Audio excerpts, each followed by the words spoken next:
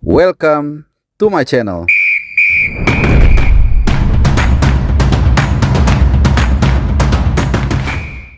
Ya, halo teman-teman semua dimanapun kalian berada. Saat ini gua berada di Banten International Stadium. Dan baru saja pertandingan berlangsung antara tuan rumah Dewa United menghadapi Malut United. Dan kalian mungkin semua sudah tahu hasil akhirnya, di mana Dewa United walaupun bertindak sebagai tuan rumah harus mengakui ketangguhan Malut United. Tim promosi 2 musim lalu, yang musim lalu berhasil finish di peringkat 3, ternyata tampil sangat luar biasa. Dan menarik kalau kita lihat bagaimana jalannya pertandingan. Di awal-awal walaupun Dewa United yang dihuni oleh begitu banyak pemain bintang, banyak pemain tim nasional juga, ada kakak Ricky Kambuaya, ada kemudian juga Rafael Struijk yang menjalani debutnya di pertandingan kali ini di Liga 1, bahkan juga di babak kedua ada Wahyu Pras ya, bahkan juga banyak lagi pemain-pemain lainnya, Septian Bagaskara juga yang sebenarnya pemain timnas menghuni Dewa United, tapi mereka harus mengakui menyerah 3-1. Dan tentunya man of the match pada laga kali ini tidak lain dan tidak bukan adalah Yakob Sayuri.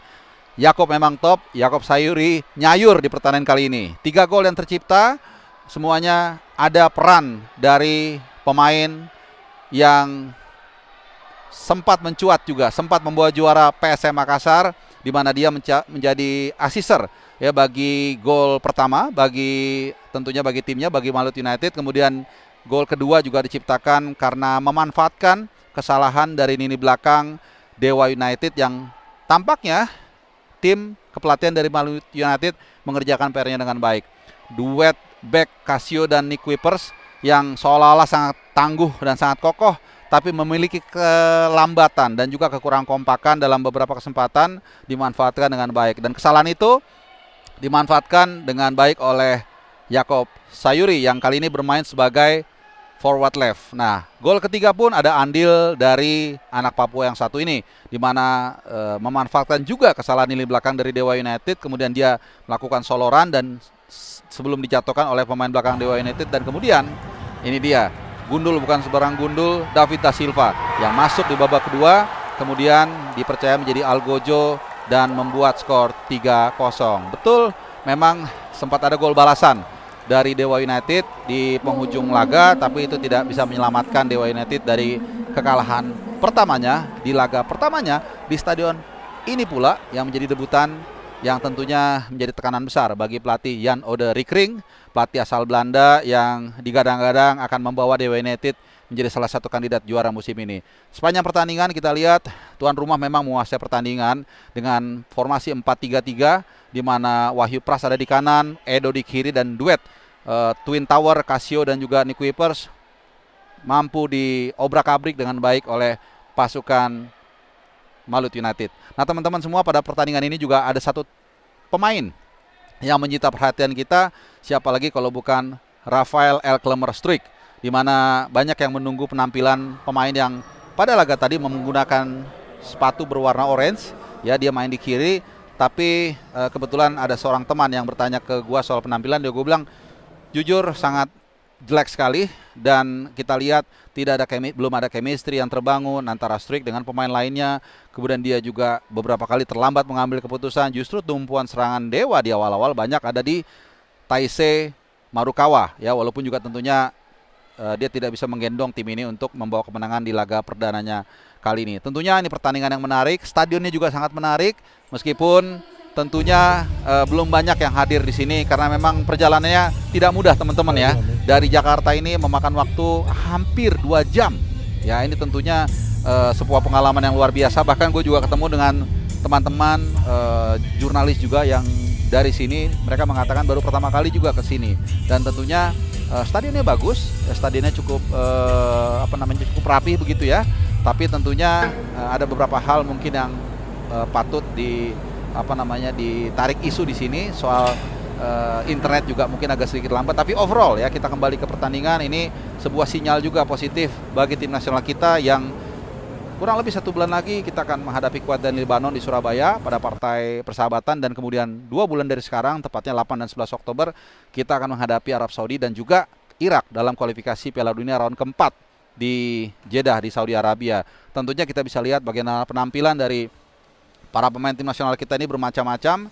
Kalau tadi Yaakob Sayuri menarik perhatian kita, luar biasa di pertandingan perdana dia begitu tenang, nggak gugup dan langsung berkontribusi terhadap kemenangan ini. Semua gol dia ada andilnya, dan ini tentunya membuat persaingan ya di area kanan di lini penyerangan juga semakin menarik ya, karena tentunya seperti yang gue bilang tadi, pertandingan-pertandingan penting timnas akan menunggu, dan semua pemain harus menunjukkan permainan terbaiknya selama 1-2 bulan ini supaya dilirik oleh Patrick Kluivert ya. Apalagi kita tahu ada pemain yang di area tersebut yang juga cukup cukup kompeten ya. Ada Kevin Dix yang tampil di Bundesliga teman-teman ya, di Mönchengladbach, dan beberapa pertandingan terakhir dia juga tampil sangat menggigit dalam beberapa posisi sekaligus, dan itu irisannya dengan Yaakob Sayuri ya. Walaupun tentu Yaakob Sayuri juga nanti kemungkinan akan beririsan dengan temannya sendiri juga di Dewa United, yaitu Egy Fikri maupun juga Marcelino Ferdinand. Jadi kita berharap semua tim bisa compete, atau semua pemain maksud gue bisa compete dan kemudian bisa memberikan yang terbaik, fit secara kompetitif, secara kebugaran, supaya kita bisa melihat penampilan terbaik mereka di kompetisi di kualifikasi Piala Dunia round 4 nanti. Nah teman-teman semua, yang pasti ini menarik liputan gua kali ini, ditemani oleh seorang kawan juga yang bertindak sebagai juru kamera kali ini. Yang pasti stadionnya bagus teman-teman. Gue mau cerita sedikit juga sebelum gue tutup. Memang jauh ya, tapi secara fasilitas cukup bagus. Untuk tribun media juga sangat rapi. Memang ini stadionnya baru. Menurut informasi ini selesai tahun 2022. Walaupun dibangun atau diwacanakan atau diupayakan dari 2005. Kemudian ada ya beberapa kendala, mungkin pembebasan tanah dan lain-lain, sehingga akhirnya baru selesai tahun 2022. Dan tentunya kita akan lihat ya bagaimana pertandingan-pertandingan besar akan tersaji di sini, terutama pertandingan berikutnya tanggal 29 Agustus nanti akan ada pertandingan antara Dewa United dan Persija Jakarta. Karena setelah ini Dewa akan away ke Padang menghadapi Semen Padang tentunya, dan kemudian ke Kediri baru tanggal 29 akan menghadapi Persija. Sayang PT LIB atau sekarang I-League itu belum mengizinkan fans away untuk datang. Kalau enggak akan seru ya melihat The Jack dan juga anak Dewa untuk saling adu chance di sini dan ramai. Tapi that's okay. Yang pasti gue berharap Liga 1 kali ini yang sudah menunjukkan keseruan ya teman-teman ya. Karena kemarin pun 2 tim promosi langsung unjuk gigi.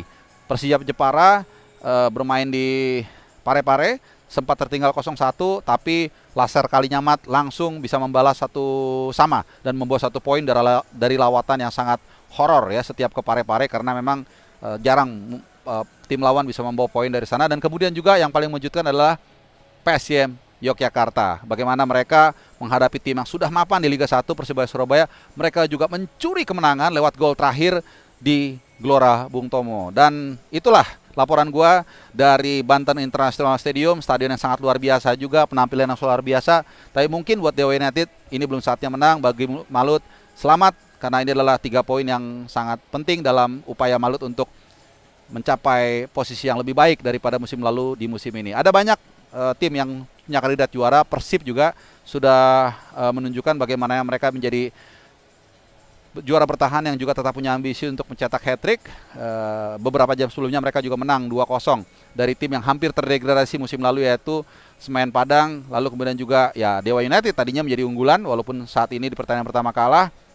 Lalu juga ada pastinya Persija Jakarta yang sudah cukup berbenah dengan mendatangkan pemain-pemain bagus, dan Bali United yang diam-diam juga cukup menggigit. Oke teman-teman semua, itulah liputan perdana gua Super League 2025-2026, dan ini akan menjadi satu dari banyak liputan gua ke tim-tim Liga 1, dan gua akan berupaya untuk juga mengakomodir yang ada pemain-pemain timnasnya. Ya walaupun gua nggak akan tertutup kemungkinan akan datang juga ke tim-tim yang mungkin ya nggak terlalu mentereng ya. Bukan gua mengunderestimate seperti Persi Kediri, bukan tidak mungkin gua akan main ke sana.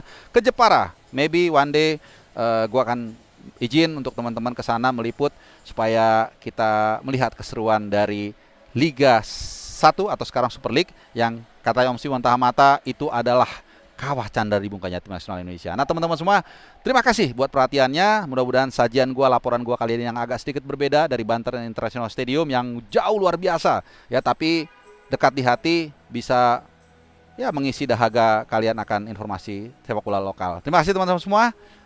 Sampai jumpa dan adios.